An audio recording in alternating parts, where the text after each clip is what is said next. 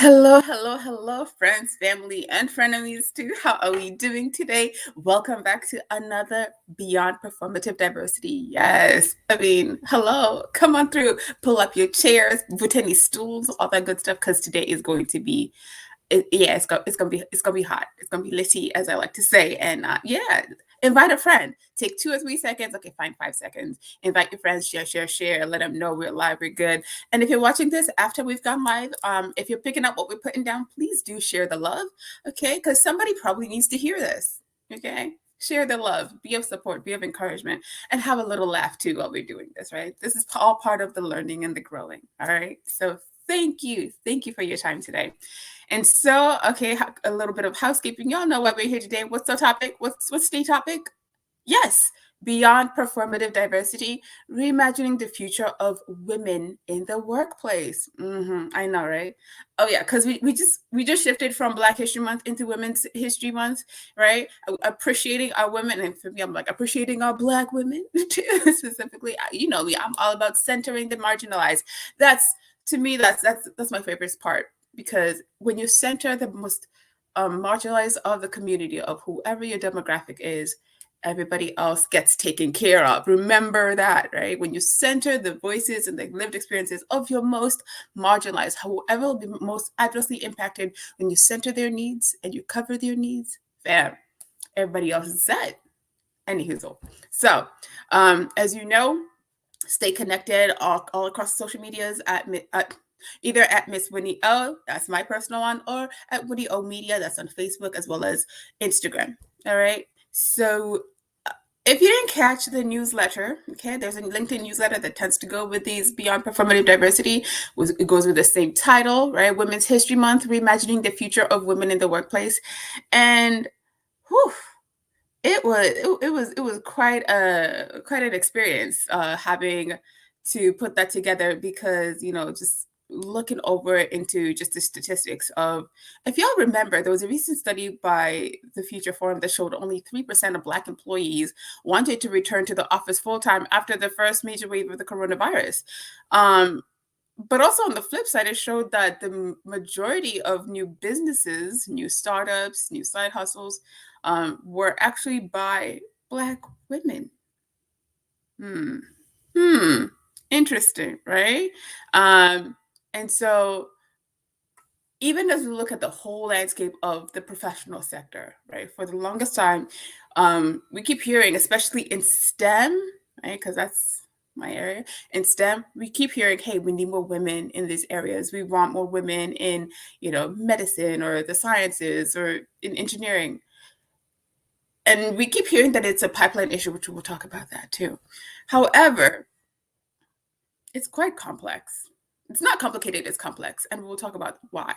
When we hear of initiatives, even like Mobility XX, which aims to increase the number of women in the transport sector, just where I currently am, by 10% in the next 10 years. Now that's a little hazy. And we'll talk about that too. We'll touch on it and maybe have more conversations on that.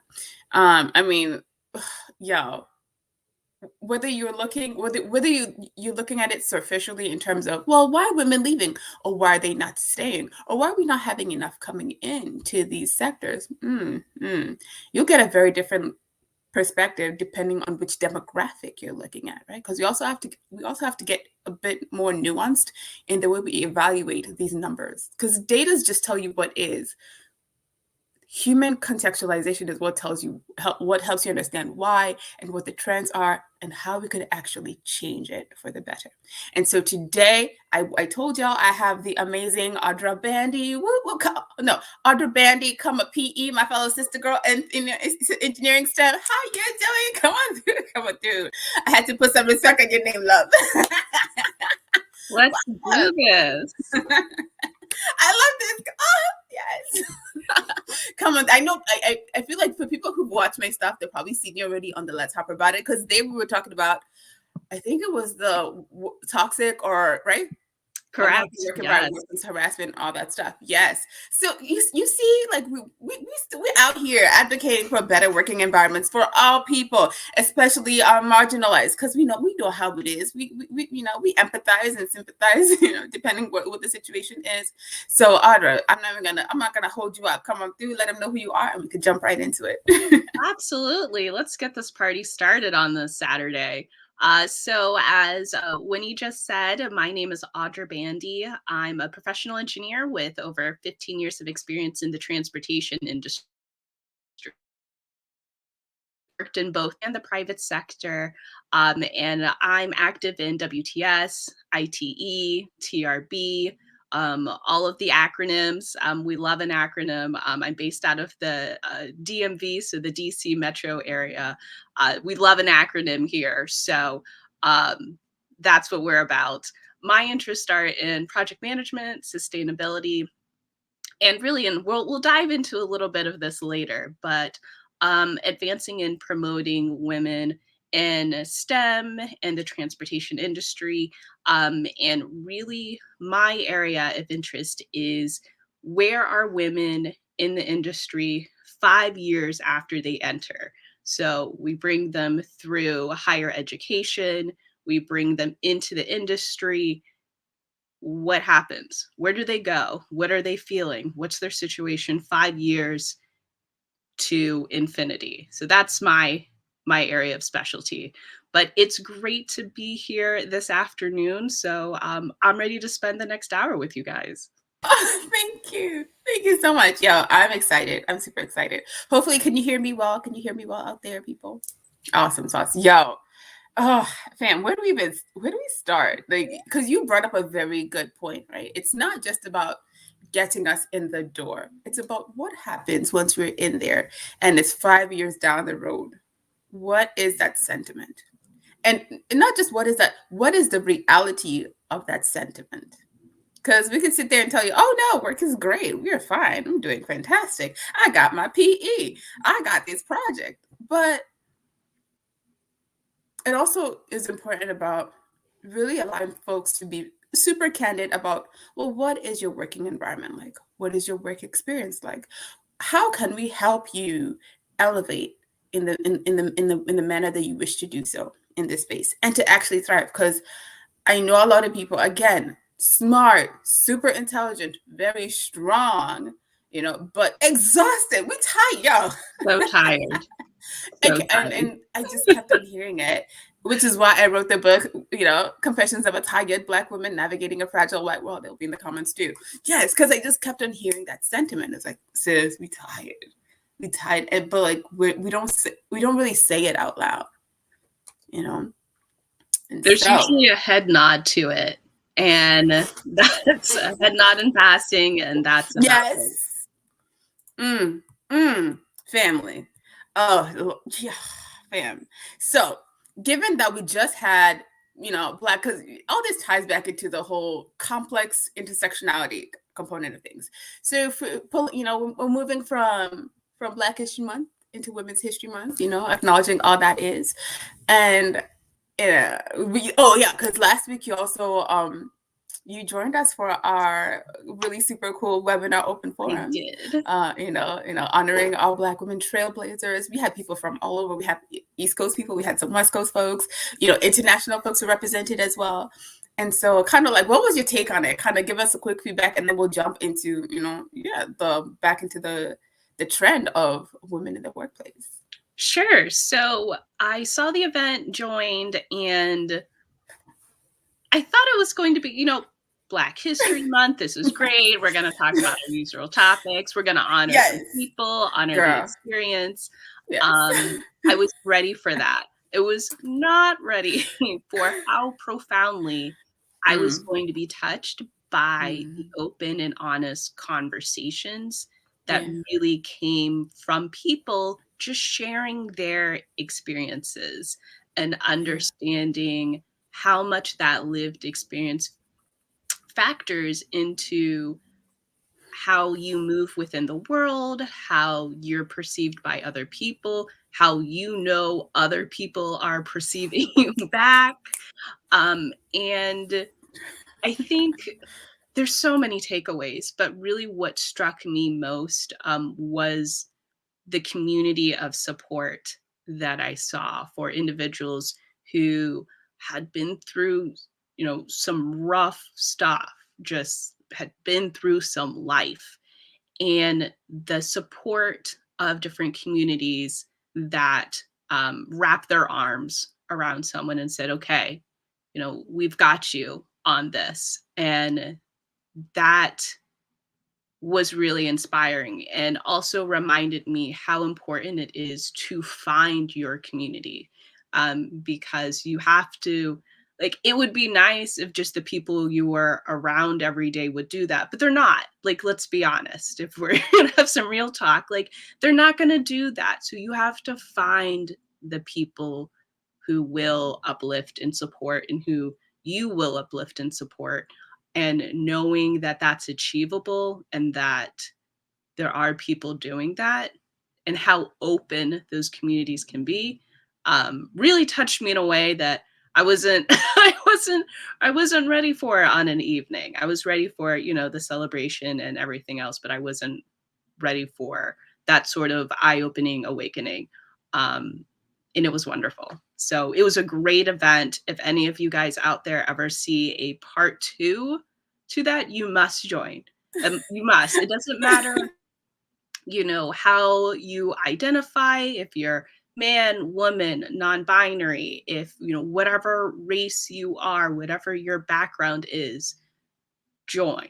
It's important stuff. And if part Oh, 1 was any, scene, I'm calling it a part 1. I don't know if there's a I part know. 2. I'm just making it up, but I'm going to, manifest that into into the world that there's a part 2 somewhere. You should definitely join. Uh, and this honestly, this is the power of speaking it into life, and just saying it, like, because you never know. We don't know people's availability. We don't know what the capacity of things are. But I will tell you this, because it was so well received, and I know especially you have been adamant from day one. From the moment you're like, hey, where's part 2 coming? I'm ready. Remix. you know and if anything, I also love the fact that you elevated that, whenever it happens, would absolutely love to expand it. You brought up a great point, expanding it to, including other marginalized demographic, because it wouldn't be necessarily tied back to Black History Month, which we definitely are putting that into consideration. So yes, I'm gonna put it out there for those of y'all watching. Thank you, Audra, for manifesting her project. Yes, there is enough people said stuff. Thank you for leading the championship there. So I assure y'all there will be a part 2. We know people are busy, people are working. So I believe we're gonna put it on a Saturday. So probably it'll be like a day workshop. So look out for that. May, June. So thank you, Audra. I wanted to honor you. Love to see it. Yes, and please pull up your stools, your chairs, your beds, because we know we got our bedside Baptist folks. Come on through. We understand. We understand how these things Your picnic go. blanket, whatever you have, whatever you've got. Just as long as you're in the space, come to the virtual room and share, because we all come from various professional backgrounds, but at the end of the day, the experiences are eerily similar. The experiences of marginalization, the having to just go through the muck in such just it really wears at the soul. And we, as you said, we absolutely have to come together. We have to find community in one another and support. It may not be like a physical local community, because for me, like, I love the fact that my local folks pulled up. They did. Thank you, team. Thank you, YPOC, y'all family. I saw y'all pulled up, and I'm so grateful. And then LA folks, they pulled up, and half of those people I've never met in person, but like, I am so glad. Hold up. Have we met in real life person? Maybe once in passing. I think we met in passing at TRB. TRB, yes.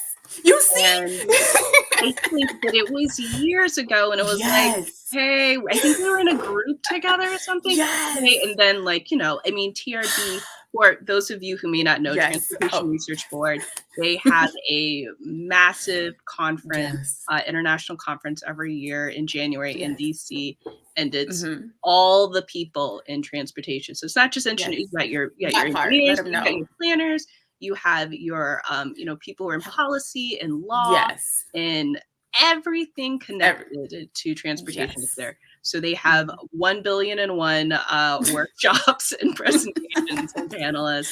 Yes. And it's just 4 days of wonderfulness, but it's crazy because there's Yes. just so many people. I know. So like many of you guys know, at conferences, you meet a ton of people, and Yes. like, I don't know, 10% of them you may, 20, Oh no. folks. I think we met at one of those, and then it was like, okay, great, it was nice to meet you. See you maybe I know. sometime ever. And then we connected Yeah. back online, I think a couple of years later. Yes. Maybe. I could be I know for sure making we all this. definitely reconnected. It was like again one of these virtual things where it was like, I'm picking up what you're putting down, sis. Thank you for saying that. And like, let's connect outside of the thing. Because we always be having those Black people after Somebody gets it. meetings. Somebody understands. So yeah, it'd be like that. So back to this. Talking about Black people in meetings. Oof.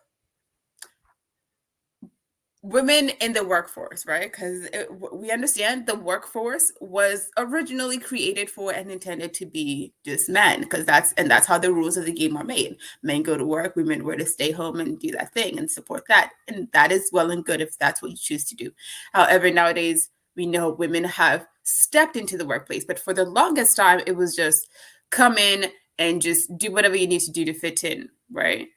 Be less feminine, tone down all these things that make you come off as, oh, I am woman in this space, and just fit in. Whereas I'm glad that we're finally beginning to scratch the surface of just show up as you are and really be that, be whoever that person is. But really, even as we're talking about reimagining the future of women in the workplace, did this whole women at work thing give what it was supposed to give, in your opinion? Well, way to start off easy and not a loaded question at all.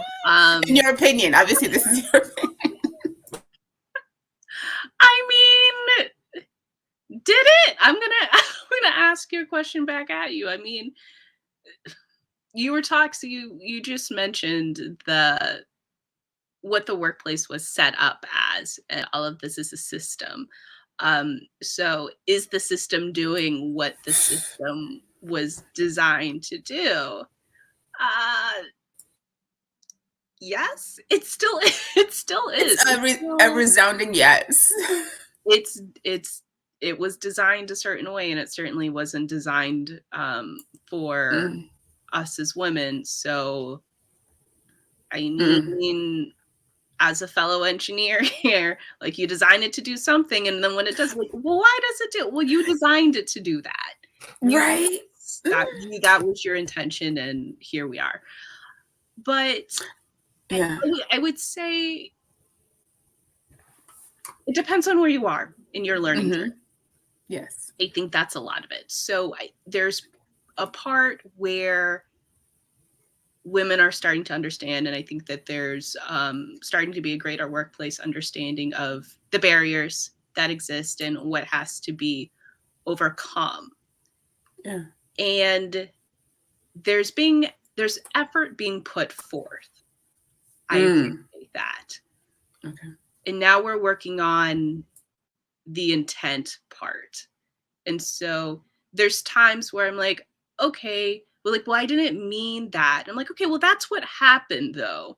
So your intent is nice, but we need to focus more on what is and less your intent. Even if your intent was good, that's great. But you still did something, I'm going to call it bad or not so great, or could be improved on. However you want to phrase it to feel better about it. Thank you. Intent versus impact. How did you know?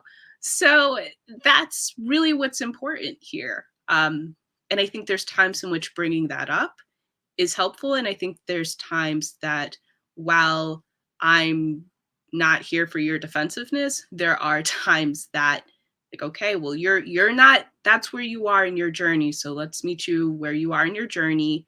You're still feeling really defensive. So let's call that out and let's talk about that. And let's work towards moving past that defensiveness to action with understanding your intent. So I think that's a little bit of where we are, and navigating that is challenging, of understanding where people are, where organizations are. And again, that goes to, and I know we were talking about this just the other day, was it goes towards, that's a lot of emotional energy putting out there, trying to understand where someone else is, and okay, now I need to be aware of what they're doing and understand it's, I think that not everyone is always understanding of the energy that it takes, that you're always scanning a room. You're always, okay, is that okay? Is that not okay? What about this? And it's a lot of juggling. And it can wear you down. It can wear you down. Can we just can we pause on that and circle that a couple? Can we run the block on that one a couple times, y'all? Yeah, the emotion. Oh my God, because we've had this conversation when we both going through it and after and now, right? Yeah. Because yo, the for those of y'all out there in professional spaces, if you're unfamiliar with the concept of emotional labor, please get hip to it. HR departments, if y'all ain't teaching your folks about emotional labor or the emotional tax that certain people, everybody, but particularly your marginalized or minoritized demographics within your work environments are going through, please educate your people. Because I see it time and time again where people are like, well, I don't understand. What does that have anything to do with it? What does that have anything to do with me? And I'm like, family, we got to go back to not just one level zero. The emotional impact of not just women, but we're going to focus on women today, okay? The emotional impact and the emotional tax and the emotional labor on women. Whew, that is a whole seminar. That's a whole Oh, it took me there for a second. It's wow. Yes. So please, yeah, that was a plug for, workforce, your our industry's favorite term, workforce development, opportunities, right? I Because mean, you important. said yes, you see, and that's the thing where we see that the intent is good, or rather the intent is, we see the intent, right? All these DEI or JEDI, lessons and training opportunities, but you know the sentiment is there where they're like, it's not giving what it was supposed to give. Like, folks are like, we did the class, and the reason why oftentimes it fails or it's failing people is when you go in with the sentiment of, I'm just going to do this to do the checkbox thing. I will check, right? Lesson plan completed. I answered the questions. Right? That's all I got. And even it's, I think the checkbox bothers me to no end. Especially like we did an hour and a half class, and guys, we did it. And like, you Yes. didn't do anything. I or mean, what you did on your learning journey is you made some sandwiches, you put them in a backpack, you locked your door, and you took 5 steps. That's all you did. I want to acknowledge you are on your journey, though. So you prepared, you showed up, congratulations, and the very beginning. Like you you haven't walked the path yet. You're at the beginning of the path and you saw the trail. Like you're, and I think there's a difference between, you want to celebrate that people are showing up. Great. Or maybe let me rephrase. You want to acknowledge. Celebrate's hard. You want to yes. acknowledge that people are starting their journey. Great. But I'm not gonna, like, we're past celebrating. We're 2022. I'm not giving you a cookie because you're on this journey with us. I will invite you in. I will say, please come forth. You are welcome. Happy to have you. Here's a granola bar to assist you with your sandwich you put in your backpack, but we're not going to throw a party for you. Like, we're not celebrating bare minimums anymore. So it's hard. It's hard. There's so much wrapped up in it. Ooh, listen, from the granola bar to the party to the please keep it moving, keep it pushing, fam. Yo, thank you. Because too often, right? I see this. I mean, from entry level all the way to C-suite folks who are like, I showed up. I had an hour of discussion. Why have I not? Why is there no peace yet? I listened to you. Why are things not resolved yet? Why y'all still unhappy? Why are you still angry? Like, I was like, first of all, please do not confuse people's dissatisfaction and frustration with outright anger. Number one. Just because people are expressing dissatisfaction with a current trend, if they're expressing dissatisfaction with mediocrity, if all you're giving is mediocre and you expect people to be happy and to celebrate that, as you said, we're not giving performance trophies for this work because folks have been asking, folks have been doing the work, folks are doing the work today. And if it feels like folks are a little bit more in your face and adamant about the necessity for change, I'm like, to me, I keep thinking about, like, obviously I'm not a medical doctor, please, so I'm gonna clear. I know where my forte is. My credentials are PE. Okay, they're not MD. Number one.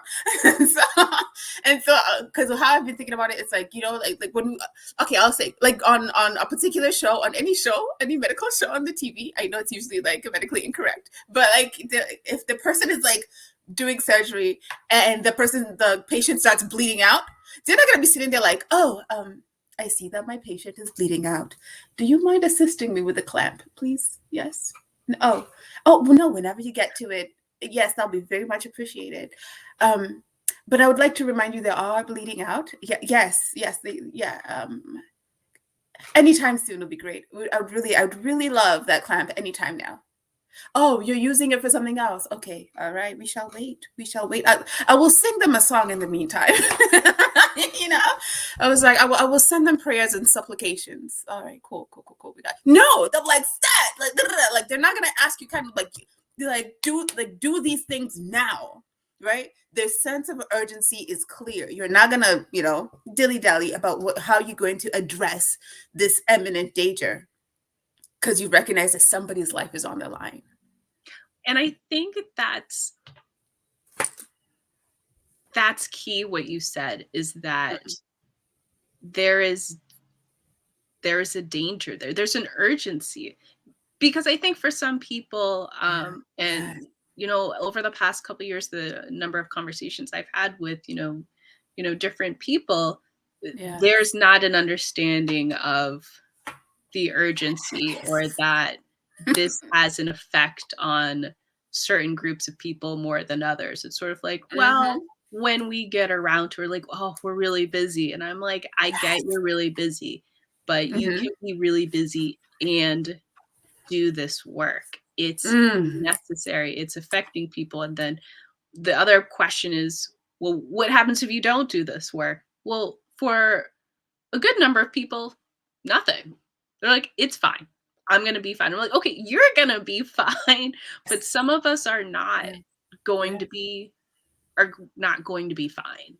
And even if we're fine in the moment, what is in 10 years? What is in 20 years? What is the next generation?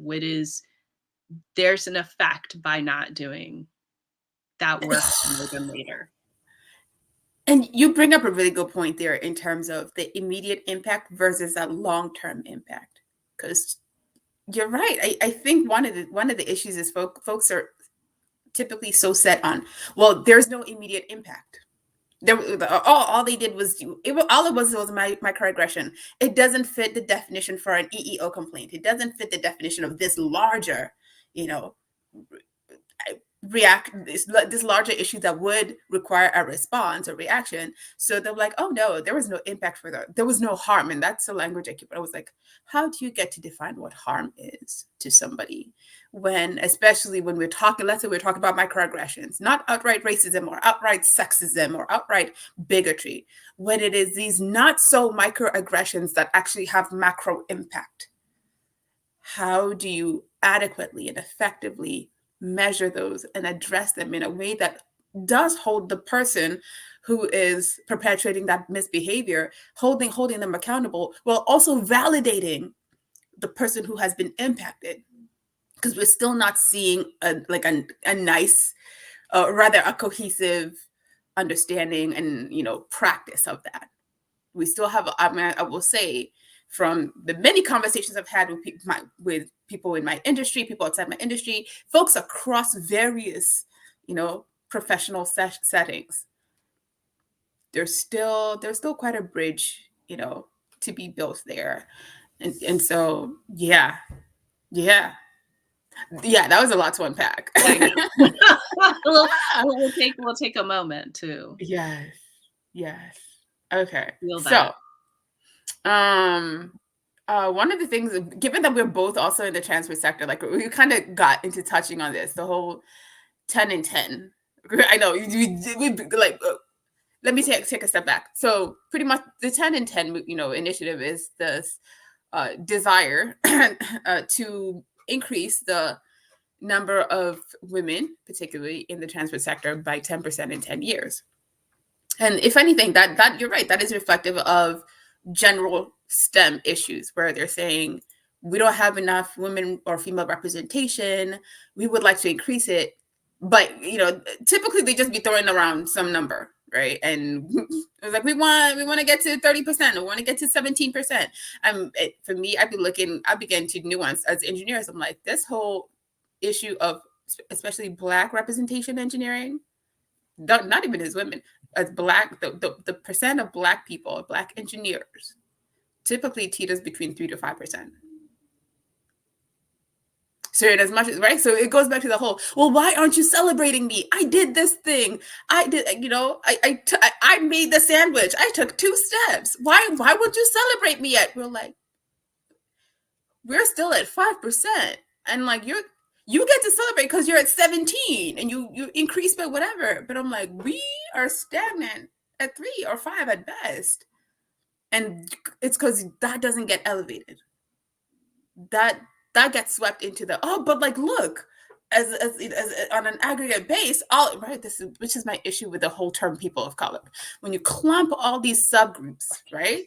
When you clump all these minoritized and otherized demographics, you really miss out on their respective pain points and needs for improvement.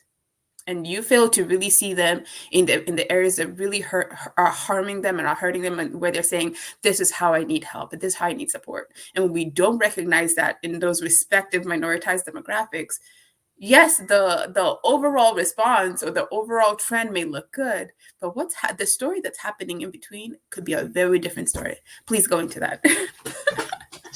Here's the suitcase. Unpack it all. I know. I keep doing that. You're smart enough.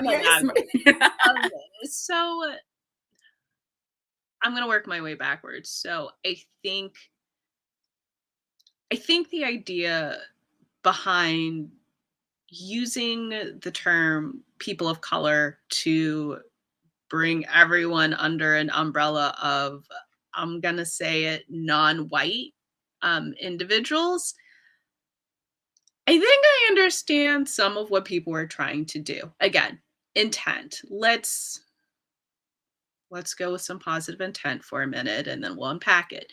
So okay, you're seeing an issue and you want to address it. Great. Let's even say you increase those numbers. Perfect. But like you said, that means different things for those different groups. So if you're coming from a background where, if you're a Black woman, if you're an Asian male, if you're Hispanic, if you're the definitions even of each of those terms, even that becomes complicated because I was speaking to a friend, colleague of mine, and they were saying on one of the forms that was asking them for, essentially demographic information. They're like, I don't know what to check.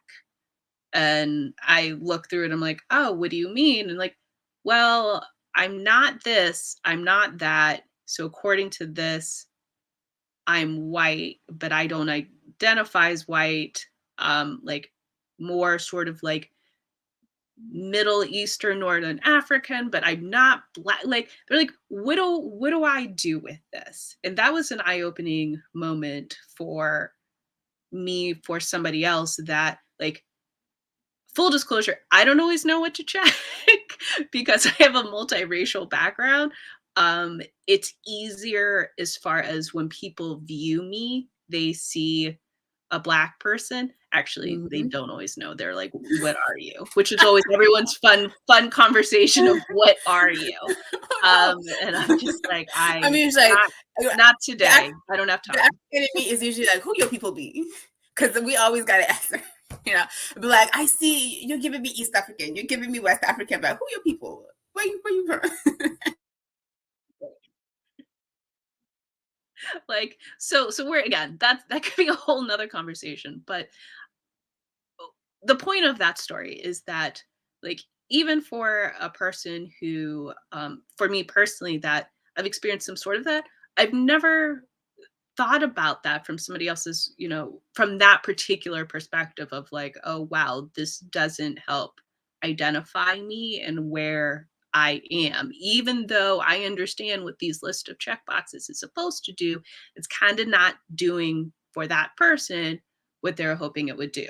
So how do you capture that information and that data when you're saying, great, we've elevated people of color? And I'm like, okay, well, maybe you've only elevated a certain segment of or one identity in people of color.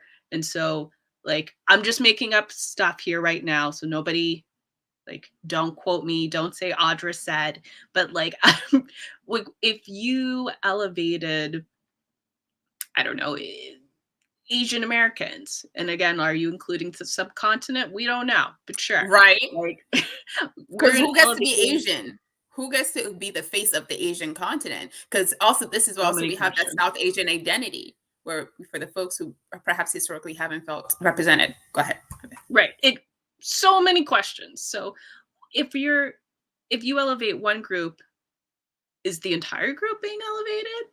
If you identify as an indigenous person, if you identify as Native American, like are you being elevated? Or like, African Americans, are they being elevated but Native Americans aren't?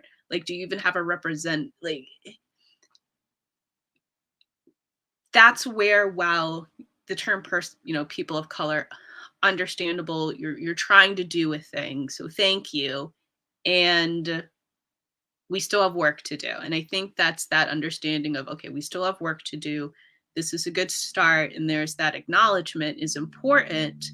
But then when I think both of us, since we're just in the transportation industry, see that like, wow, aren't we amazing? And I'm like, again, let's hold off.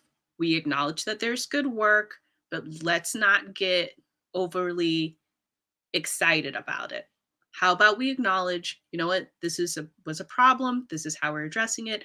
This is where we are in the process. We're very excited about that, and we acknowledge there's still work to do. It seems like that last part of the "and we still have work to do" part seems to get lost a lot. Mm. Yes, I'm here. I'm here. Yes, think I'm a very like enthusiastic supporter. So that's why I usually have to put myself in mute. and so yes, it's literally it's because to me I visualize it as it's almost like that tiny asterisk that see footnote. People assume that it's just a footnote or an afterthought that it whisks away in the air. But no, if anything, that's like the biggest, boldest part for me, where yes, we are so glad that we have come this far or we have, done our best to meet this gap. And it's not a but. And there's still so much work to be done. And a lot of people, at least in my experience, especially a lot of folks who don't see themselves as part of the fight, the folks who can at the end of the day say, oh, nothing changes in my world if I do, if from the engineering term, if I do the do nothing option alternative, nothing's going to happen to me. I'll be all right. The structure will still stand, we'll be good. But not realizing that somebody somewhere is paying the cost for the do nothing method alternative. Somebody's paying the cost. And so speaking of the do nothing, right, the people who feel like, well, that has nothing to do with me, or like, well, what part do I really have to play in that really for me ties in back to that whole the false promise of allyship. There was a lot of false promises in this journey, right? They're like, we're all allies though. It did not give what it was supposed to give to me, in my opinion, in my humble opinion, right? Which you shared actually a really cool article. I like that. Thank you. Where it asks, are we really allies, right? For allies, white allies in the workplace, in reference to Black and Latino women, are we really allies? I mean, and is the sentiment really felt equally both ways? Where if you, as a person of dominant culture, you feel like you're an ally, are you really doing the thing? Are you really walking that talk? Because oftentimes we've seen it and we've heard it being said where they're like, sis is out here advocating, fighting, like call it out, choosing violence on behalf of the whole demographic that she or they may represent. And folks don't get the support that they thought they were supposed to have in those spaces. Yeah, and there's definitely a difference in perception. So Yes. I remember an article that HuffPost published, but it was using data from a source I can't remember that I'm going to look up after I stop talking. I'll drop it in the chat. So that, yeah, we'll drop it in the chat. But I know Lean and Org was a part of collecting the data, but so much doesn't change. I mean, kind of back to like so much doesn't change, with that. And so the perception of like, oh, someone who feels that they're meaningfully being an ally versus what it feels to that person, like are you? And it's not necessarily binary. It's like, okay, you were here, but where is it, other places? Yes. So you can support someone privately. So let's say you're in a meeting, something said, it's problematic, and no one says anything in that meeting, and then someone comes up to you later, it's like, oh, that was really hard, and you're like, that's great. Where were you in the meeting? Thank you. Where were you? And I get, not everyone's in a position to be able to say something, and some people aren't, feel comfortable doing that. And that's a reality of the situation. And that's part of what comes with allyship is you're going to feel uncomfortable.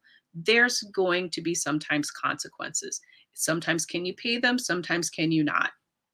That's up to you. But remember, that's part of the allyship. You don't get to say, oh, well, I didn't really want to, and I didn't feel like it. And so that's why I didn't show up. Like, that's not like, I did the march. Okay. Like, I already marched. What more do you want?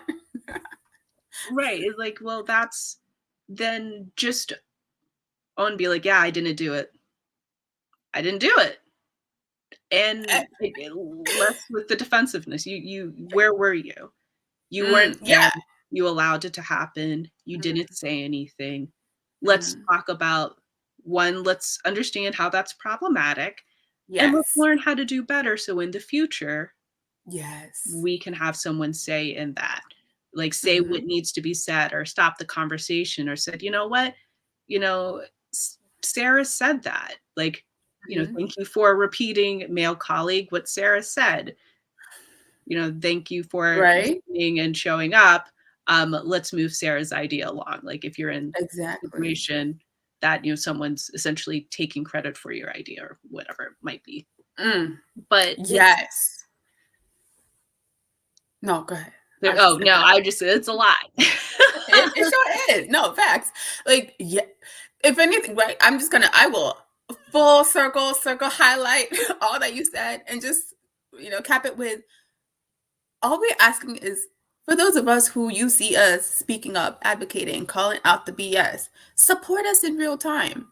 You may not have to be the one who says the thing, but be the one who comes and stands beside and said, you know what? You're not insane. They're not crazy for saying this thing. There's And you're not validity for it. alone. Yes. There, because it's different when it feels like you're just standing there on the ledge by yourself. You're like, I'm trying to help us. I'm trying to advocate for us. It's not just me I'm standing for. And if anything, y'all gonna get more of this than I do. Like, recognize that part. There's And a it's benefit that to to me. everyone. Yeah, for me, like that sentiment seems to get lost, like in the sauce for a lot of people. And to me, it reminds me of this whole idea that I'm glad we're finally getting rid of, or rather, unloading ourselves of this whole, especially for Black women, like the Black superwoman, like she can do it. She's always like, she's strong. She takes no. But I'm like, it gets tiring. Eventually, even the strongest of us, even the most vocal, the most adamant that y'all see us out here, we get tired. We're like, I gotta tap out, fam. I'm good. I'm gonna take a quick break. Time out. I mean, So yes.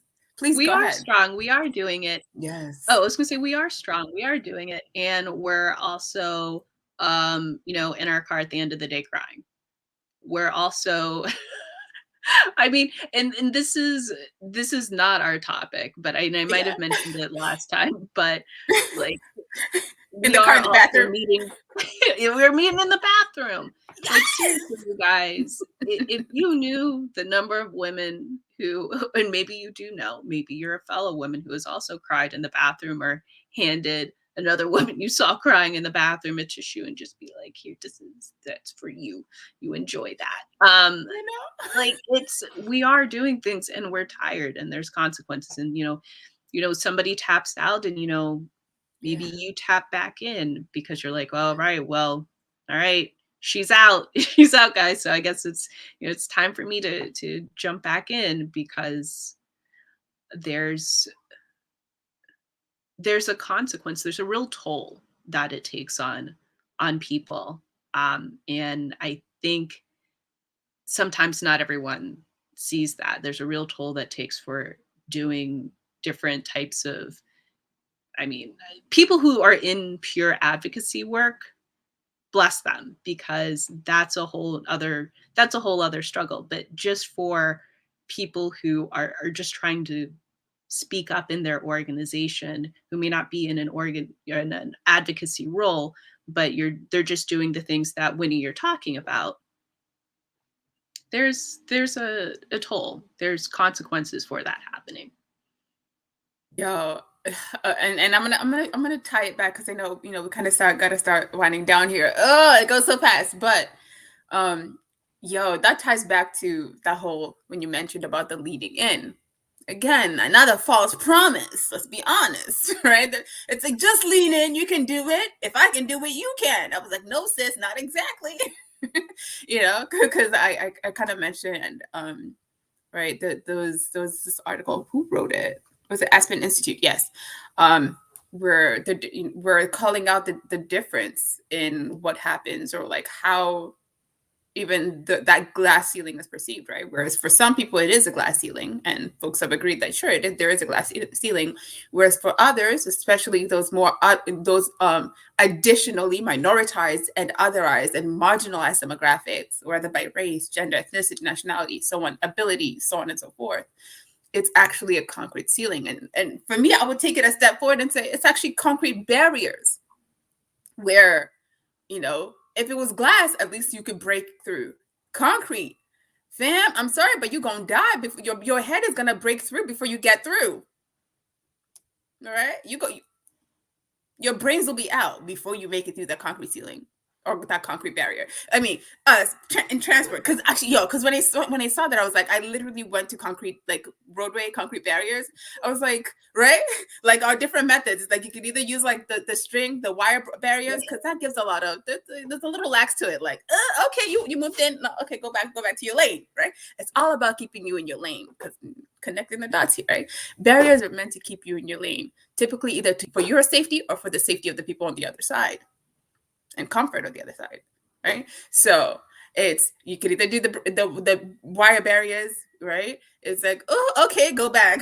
We'll give you some leeway. And then it's like whether it's the metal ones, the plastic ones, it'll absorb the energy, but you'll either stop or you will be redirected.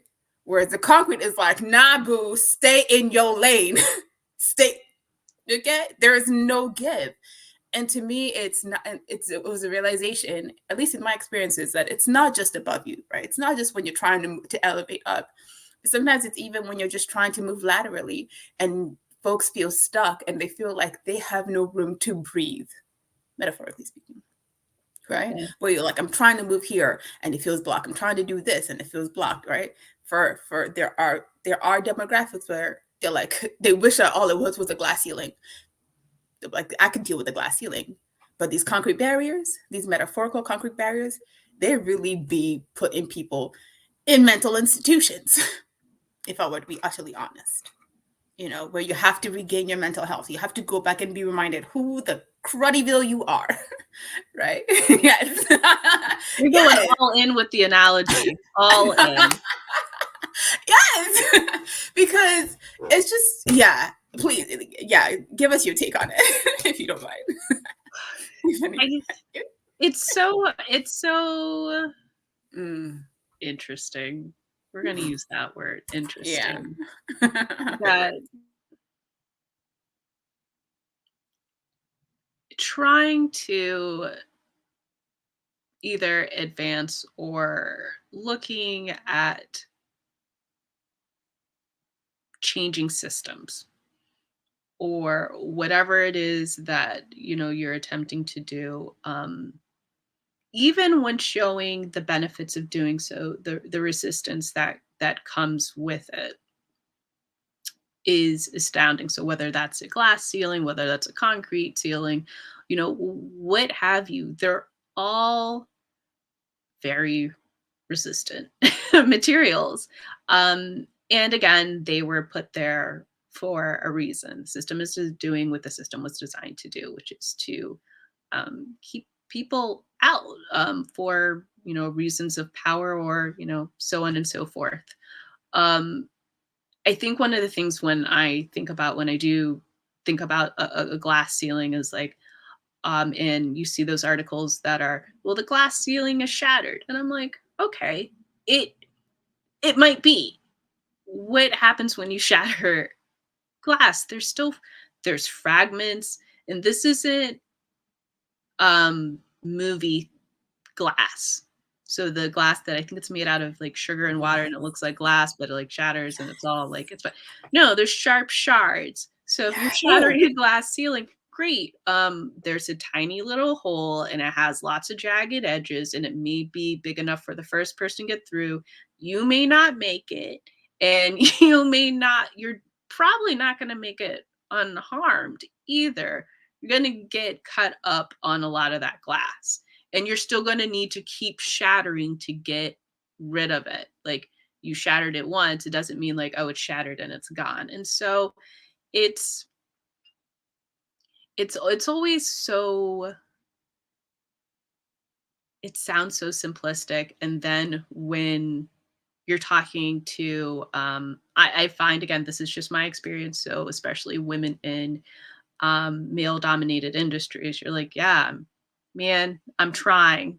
And when somebody gets through, you celebrate, but you also learn about the scars along the way that happened. And you're like, yeah, we made it, and we're going to keep making it. And there's a cost, which doesn't mean don't do it, but it does mean understanding the cost of that. And I know we're getting close to time, but I am going to tie in one other thing because I think it's important with what you were saying is it's part of why I say it's my focus, but it's lots of other people's focus who are doing brilliant research that I'm reading about because I'm not a researcher. That's not my area. But as a practitioner, I hope to take the important research that people are doing and implement it. Is really looking at Winnie, at the beginning of this, you were saying part of this is a pipeline issue, and that, like, oh, we could shatter more if we had more people. And part of it is the issue that some people are saying that, okay, well, we need to get more girls into STEM in the beginning. So we need lots, keep flooding the system. And then we're going to flood the system in higher education. And then we're going to have all these, girls who are now young women, who are now women in the profession, and hooray. And I'm like, no. I'm not saying don't advocate for girls in STEM. And no, that is great work. It needs to be done. And again, so much talk. And what we also need to do is, what happens to the women in the profession after they've been there for 0 to 5 years? And because that's what I'm seeing, and that's what researchers are seeing, that there's a significant drop off. We have women in STEM fields. We have them. They're getting college degrees. They're going from obtaining those degrees to, well, you see your first drop off is going into the industry. A lot of them get the degree and they're like, no, Yep. no, Yeah. I'm not. This The isn't for me. I'm going to go somewhere else and do else with this degree. But when they do go into the industry, after 5, such a significant drop off. So my analogy is, okay, you have a container and people are like, well, just keep putting more water. So keep putting more, young girls into the system. Great. Like, but you have a big hole in your container. So you need to fix the hole, because you keep flooding it and it's just gonna fall out. So fix the hole. You can keep adding water, but while we're adding water, why don't we also fix the hole so that there's somewhere for all of these young women you're sending into the industry to go? Because for those of us who are already in the container and they're like, well, where are they? And we're like, we're here. We're everywhere. What do you mean, where are we? I'm here. Hi. Um, what happens? You need to support those people. And I don't think we're doing a good enough job supporting those people so that they can rise up through these ranks, or not only so they can rise up, but bringing them up, send them to the C-suite, send them to the director level positions. If that's who you want there, you need to send them. You need to welcome them, make sure they're included, and have them in those positions.